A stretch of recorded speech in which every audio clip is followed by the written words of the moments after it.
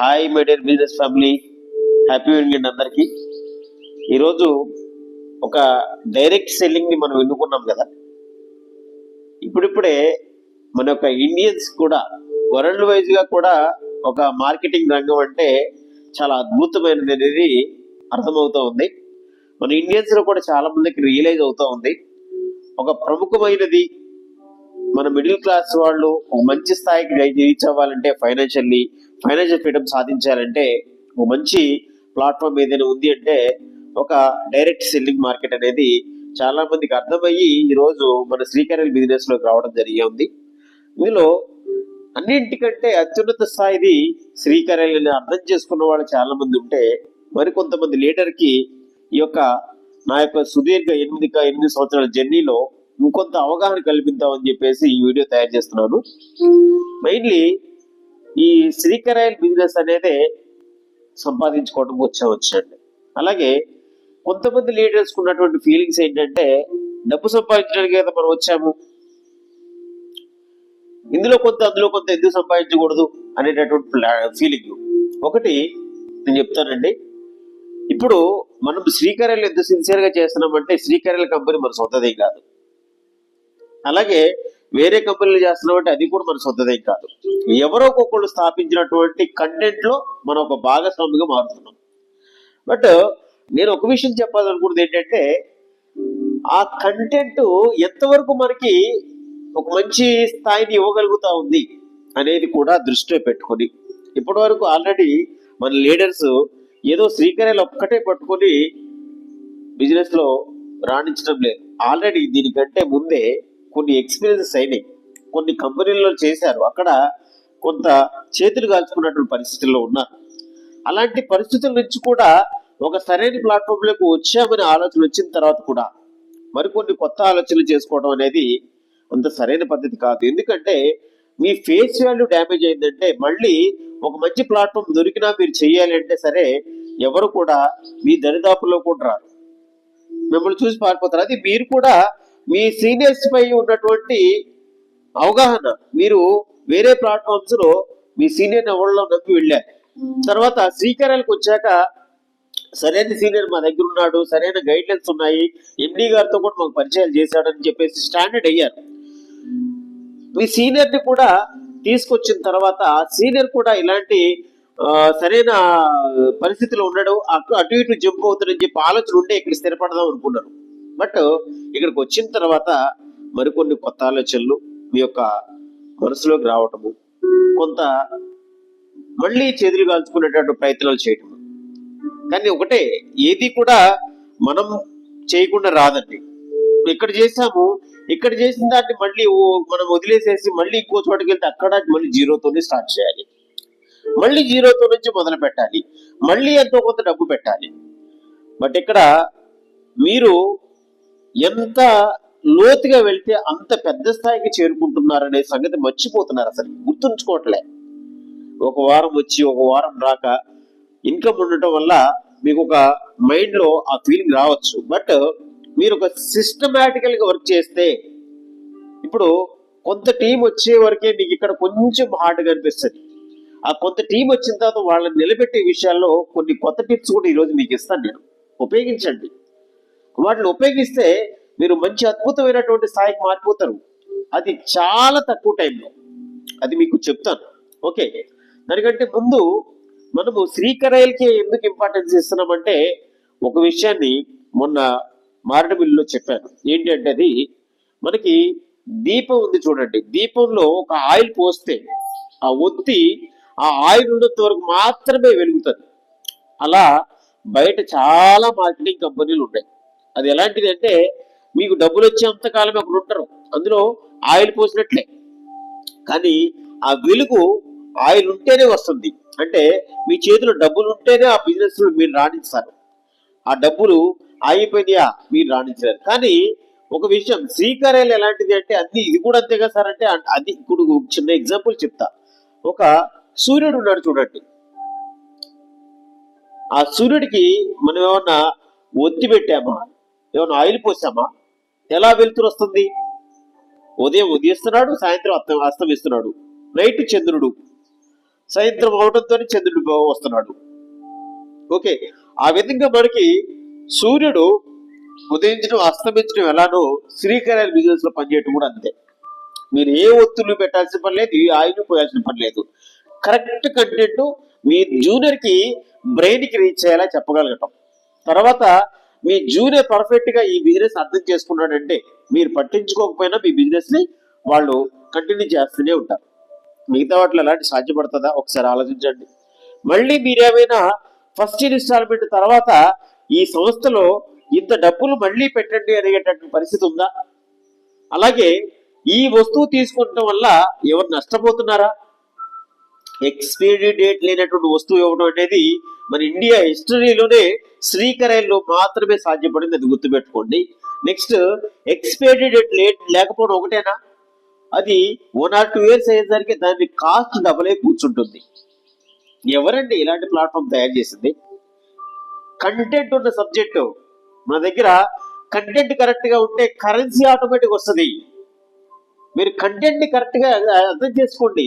ఈ కంటెంట్ లో ఎప్పుడో ఒకసారి కొంత డబ్బు రాలేదని చెప్పేసి మరొక కొత్త దానికి వెళ్ళారనుకోండి, మీ ఫేస్ వాల్యూ కూడా అక్కడ తగ్గిపోతూ ఉంటుంది.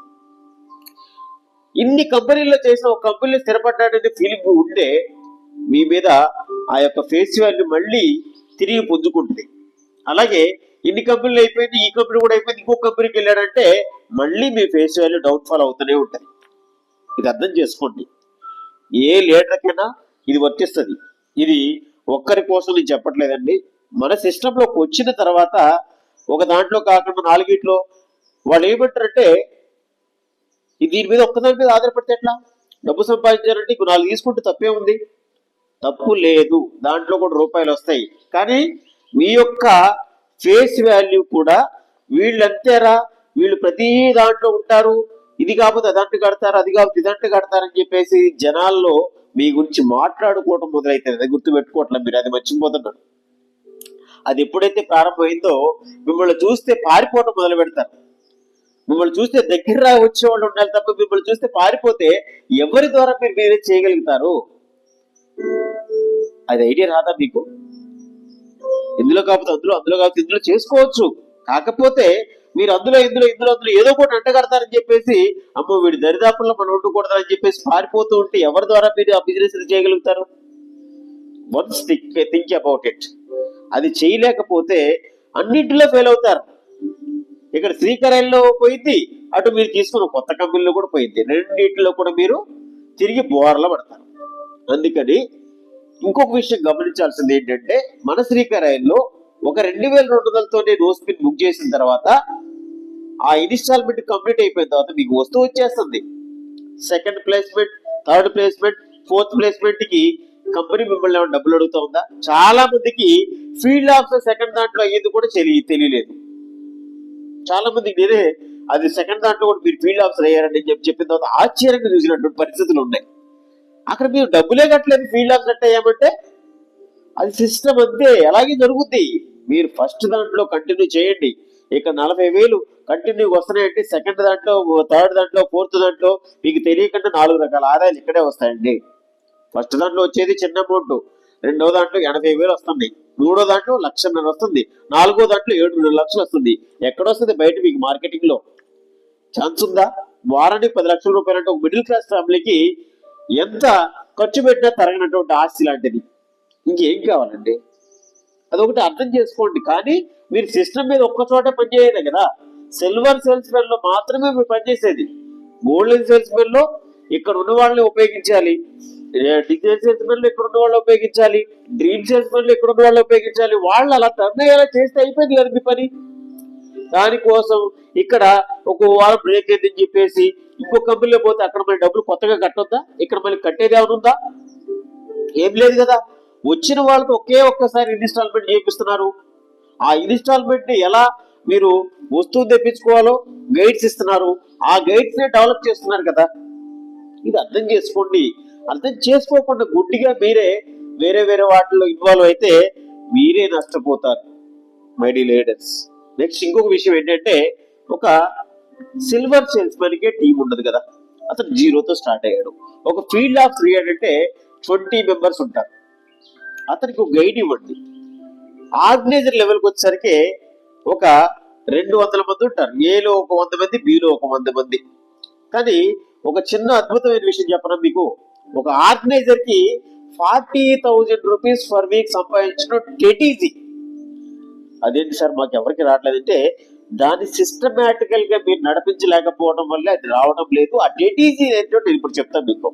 ఇప్పుడు ఒక గ్రూప్ లో 100 మెంబర్స్, మరో గ్రూప్ లో 100 మెంబర్స్ ఉన్నారు కదా, ఏబి గ్రూపులలో. ఏ గ్రూప్ లో 100 మెంబర్స్ తో ఒక రోజుకి 15 రిజిస్ట్రేషన్ చేయగలిగితే చాలు. మీరు ఒకసారి క్యాల్కులేట్ చేసుకోండి.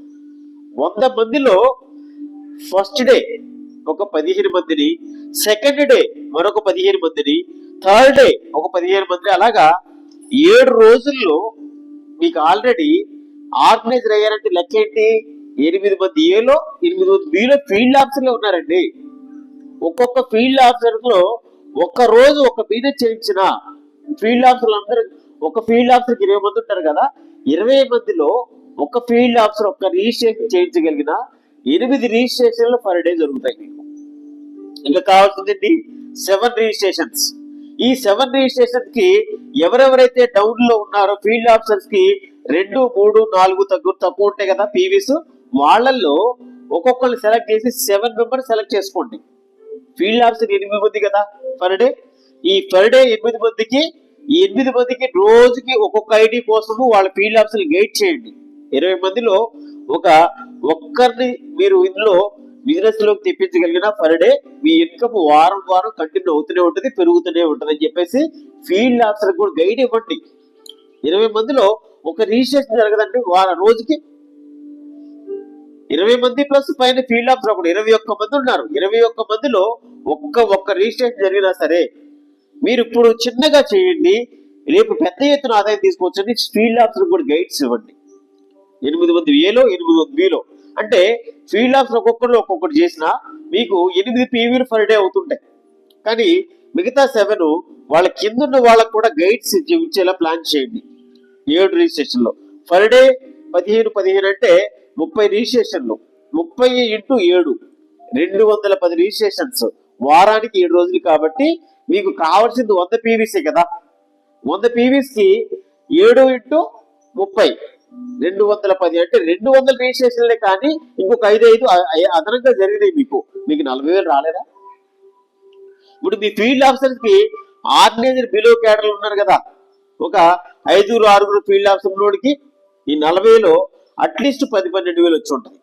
ఆ పైన వాళ్ళకి ఇంకాస్త పైన ఉన్న వాళ్ళకి ఇంకొంచెం ఎక్కువ వచ్చి ఉంటుంది. అప్పటికే ఫీల్డ్ ఆఫీసర్ దశలో కూడా దాదాపు 20,000 రూపాయల కమిషన్ పైన తీసుకునే అవకాశాలు ఉన్నాయి. మనము సరిగా సిస్టమేటికల్ గా దీన్ని రూట్ మ్యాప్ కరెక్ట్ క్లియర్ చేస్తే. కానీ మనం గైడ్స్ మీద ఇంపార్టెన్స్ ఎక్కువ ఇవ్వాలి. మీరు డీసెంట్రలైజ్ చేయాలి వర్క్ ని. ఆర్గనైజర్ పొజిషన్ వచ్చారంటేనే దాదాపు 200 మంది టీం ఈజీగా ఉంటుందండి. ఈ 200 మంది అంటే 8 మంది ఫీల్డ్ ఆఫీసర్ ఏలో ఉంటారు, 8 మంది ఫీల్డ్ ఆఫీసర్ బిలో ఉంటారు కదా. ఈ ఫీల్డ్ ఆఫీసర్ కిందే మనకి 170-180 మంది ఉంటే దాదాపు 2 పక్కల కూడా చూడండి మీకు 200 పైనే ఉంటుంది టీం. 100 మందిలో రోజుకు 15 రిజిస్ట్రేషన్లు జరిగినా చాలు మీకు. కానీ ఎవరికి ఏ రోజు ఆ 15 మందికి సర్వీస్ ఇస్తున్నామో ముందు టాలీ చేసుకోండి. ఒక రోజు 15 మందితో సర్వీస్ ఇస్తే సెకండ్ డే వేరే వాళ్ళతో సర్వీస్ తీసుకోండి, థర్డ్ డే వేరే వాళ్ళతో సర్వీస్ తీసుకోండి, ఫోర్త్ డే వేరే వాళ్ళతో సర్వీస్ తీసుకోండి. అలా 7 రోజుల పాటు 7-15 105 మంది సభ్యులు. 105 మందిలో మనకు 100 మంది కాదు, ఆల్రెడీ ఫీల్డ్ ఆఫీసర్లు 8 మంది అంటే ఆల్రెడీ ఒక్కొక్క దాంట్లో 115, 180, 130 మంది ఉంటారు టీము. మీకు ఒక రోజు తీసుకున్న సర్వీసు రెండో రోజు అవసరం లే, వాళ్ళకు కూడా వారంలో ఒక్కరోజే పనిచేసామన్న ఫీలింగ్ కూడా ఉంటుంది. ఫస్ట్ 15 మంది తీసుకున్నారు కదా, ఆ 15 మందితో నెక్స్ట్ డే ఫీల్డ్ ఉండదు మీకు. ఆ 15 మంది కూడా ఆ రోజే పనిచేశారు, ఆ వారం అంతా ఫ్రీగా ఉండొచ్చు వాళ్ళు. అలాగే వాళ్ళ కింద వాళ్ళు 15 మంది ఆ ఒక్కరోజు చేస్తే చాలా, అంటే వాళ్ళు వారానికి ఒక్కరోజే పనిచేస్తున్నారు. బట్ మీకు వారంలో 7 రోజులు పని జరుగుతుంది. వాళ్ళని చిన్నగా తయారు చేయండి, మీరు పెద్ద ఇన్కమ్ తీసుకోండి. మీకు వచ్చిన ఇన్కమ్ వాళ్ళకి కనపడింది అనుకోండి, వాళ్ళు కూడా చిన్నగా డెవలప్ అయ్యి వాళ్ళు పెద్ద ఇన్కమ్కి వచ్చేస్తారు. అలా మనకు గైడ్ లైన్స్ ప్రకారం ఈ వర్క్ కింద చేస్తే అద్భుతాలు చేయొచ్చు, అద్భుతాలు. మీరు ఇక్కడ 40,000 తీసుకుంటున్నారంటే పక్కా సెకండ్ దాంట్లో 80,000 తీసుకుంటున్నాడు గ్యారంటీ తీసుకుంటారు. అలాగే థర్డ్ దాంట్లో డిజైర్ లో 1,00,000 తీసుకుంటారు, ఫోర్త్ దాంట్లో 7.5 లక్షలు తీసుకుంటారు. ఇదే పెద్ద మ్యాటర్ కాదండి. వినడానికి చాలా పెద్ద అమౌంట్ లా కనబడుతుంది, కానీ చేస్తే చాలా ఈజియెస్ట్ ప్లాట్ఫామ్ అన్నది. అంత అద్భుతంగా డిజైన్ చేసినటువంటి ప్లాట్ఫామ్. ఇక్కడ ఏ విషయం అనేది తెలియదుందా? అన్ని పరిపూర్ణంగా చెప్పి మన ఎండి గారు కూడా మన కళ్ళ ముందుకు వచ్చి ప్రతిదీ కూడా మనకి అవగాహన కల్పించి మీరు ఈ విధంగా చేసుకుంటే ఇంత బాగుపడతారని చెప్పేసి ఎవరిని ఇంత మంచిగా తీర్చిదిద్దిన ప్లాట్ఫామ్ ఉన్నటువంటి లీడర్ ఎవరు కూడా, ఒక యజమాని ఎవరు కూడా నేను ఇంత బాగా తీర్చిదిద్దే కదబ్బా నాతో పని ఉంది మీరు చేసుకునేటటువంటి పరిస్థితులు ఉంటాయి వాస్తవానికి చెప్పాలంటే. ఎందుకంటే క్షుణ్ణంగా ప్రతి దాని గురించి కూడా మనకు అర్థమైనా చెప్తున్నారు. ఎక్కడా కూడా ఏది కూడా తెలుసుకోలేని విషయం లేదు మన దాంట్లో. మిగతా వాటిలో అలా ఉందా? ఒక ఎంఆర్పి పెడితే ఆ ఎంఆర్పి చూసి గుడ్డిగా కొనేసేయాలి, ఆ ఎంఆర్పి మీద వచ్చిన పర్సంటేజే తీసుకోవాలి. మన బిజినెస్ అలా లేదే. మార్కెట్ డిసైడ్ చేసిన కాస్ట్ మనం ఇస్తున్నాం, కానీ బయట ఏం జరుగుతుందో తేడా చెప్పి మనం ఇక్కడ సంపాదించుకునే అవకాశాన్ని కూడా చూపిస్తున్నాం. ఇలాంటి ప్లాట్ఫామ్ మనకు దొరకటమే ఒక అదృష్టం. అలాంటి అదృష్టాన్ని కాలదనుకొని బయటికి పోతే మై డియర్ లీడర్స్, బయట మీకు చాలా ఇబ్బందులు పాల్పడేటటువంటి పరిస్థితులే ఉంటాయి తప్ప, ఆ రోజుకి ఆ రోజు వచ్చే అట్రాక్షన్లే ఉంటాయి తప్ప ఫ్యూచర్ మీకు ఉండదు. ఎందుకంటే దాదాపు 25 నుంచి 30 సంవత్సరాలు 40 సంవత్సరాలు చేసినటువంటి మార్కెటింగ్ లీడర్స్ కూడా కొంతమంది కోట్లలో అప్పులు పాలైపోయి ఇళ్ళు అమ్ముకొని నానా చికాకులు అయిపోయిన వాళ్ళు ఉన్నారు. నేను చూసాను, నా కళ్ళ ముందు చూసేవాడిని. ఇప్పటికీ కూడా అప్పుల్లోనే ఉన్నారు వాళ్ళు. కానీ నేను 8 ఏళ్లలో మీ అందరితో పాటు నేను ఒక మంచి పొజిషన్ రాగలిగాను. మిమ్మల్ని తీర్చిదిద్దడానికి మీతో పాటు మీకు వెన్నట్టు ఉండాలనే ఆలోచనతో ఉన్నాను. అలాంటి పరిస్థితులు ఎవరికి రావద్దని చెప్పేసి నా ఉద్దేశం. మనం ఒక్కసారే కదండి చిన్న ఇన్స్టాల్మెంట్, తర్వాత టీం నడిపించుకోవడానికి కొంచెం కొద్ది గొప్ప ఎప్పుడన్నా నెలలో 2 మీటింగ్లు 3 మీటింగ్లు చిన్న చిన్న ఇబ్బందులు వస్తూ ఉంటాయి. ఆ ఇబ్బందులు ఎందుకు? రేపు పెద్ద స్థాయి ఇన్కమ్ తీసుకోవడం కోసం. అది అర్థం చేసుకోండి. మీరు వారానికి 10 లక్షలు తీసుకుంటే మీకు వచ్చే చిన్న ఖర్చు పెద్ద మ్యాటరే కాదు అసలుకి. మీరు నెలకు 1 లక్ష రూపాయలు ఖర్చు పెట్టి ఒక మంచి ఫంక్షన్ హాల్ తీసుకుని కూడా మీరు మీటింగ్లు అరేంజ్ చేయొచ్చు. ఎందుకు? నెలకి 40 లక్షలు వచ్చేటప్పుడు 1 లక్ష రూపాయలు పెద్ద కష్టం అవుతుందా? మై డియర్ లీడర్స్, ఒకసారి దృష్టిలో పెట్టుకోండి. సిల్వర్ సేల్స్ మెన్ ని చాలా ఈజీగా మనం తీర్చిదిద్దొచ్చు. అలాంటి ఈజియెస్ట్ వేని వాళ్ళ మెథడ్ కి, వాళ్ళ బ్రెయిన్ కి అర్థమయ్యేలా చెప్పండి. మన బిజినెస్ లో ఉన్నటువంటి విషయాలన్నీ కూడా అర్థమయ్యేలా చెప్పండి. Okay my dear business family, ఇలాంటి టిప్స్ ని మనం ఉపయోగించుకొని మన యొక్క ఆదాయాన్ని మెరుగుపరుచుకుందాం. మనతో పాటు ఉన్నటువంటి ప్రతి జూనియర్ ని కూడా మంచి స్థాయికి తీసుకెళ్దాం. ప్రతి టిప్ కూడా మనము పరిపూర్ణంగా తెలుసుకొని ప్రతి వాళ్ళకి కూడా పరిపూర్ణంగా అర్థమయ్యేలా చెప్పి వాళ్ళని మన శ్రీకరల్ బిజినెస్ లో ఒక మంచి స్థాయికి చేర్చి మనం మంచి ఆదాయాన్ని ఎంజాయ్ చేస్తూ మనతో పాటు ఉన్నవాళ్ళు మనలాగిన ఇన్కమ్ సంపాదిస్తుంటే ఆ ఆనందాన్ని ఆస్వాదిస్తూ మంచి లైఫ్ స్టైల్ ఎంజాయ్ చేయాలని మన యొక్క బిజినెస్ ఫ్యామిలీ, ముఖ్యంగా ప్రాముఖ్యంగా మన SKJ Ram zero to hero kingdom business family అందరూ కూడా మీరు ఒక మంచి స్థాయికి డ్రీమ్ సేల్స్ మెన్ లో కూడా మంచి ఆదాయాన్ని సంపాదించాలని మనందరం కలిసికట్టుగా చేస్తే ఏది కూడా కష్టం కాదని తెలియజేస్తూ మనందరం కూడా డ్రీమ్ సేల్స్ మెన్ లో 7.5 లక్షల ఆదాయం వచ్చే వరకు కూడా మనం ఎక్కడా కూడా నిర్విరామంగా ఎప్పుడు కూడా శ్రామికులుగా యుద్ధంలాగా చేసి ప్రతిదీ కూడా ఇందులో దక్కించుకోవాలని మనస్ఫూర్తిగా కోరుకుంటూ thank you so much. Me Ramu signing off.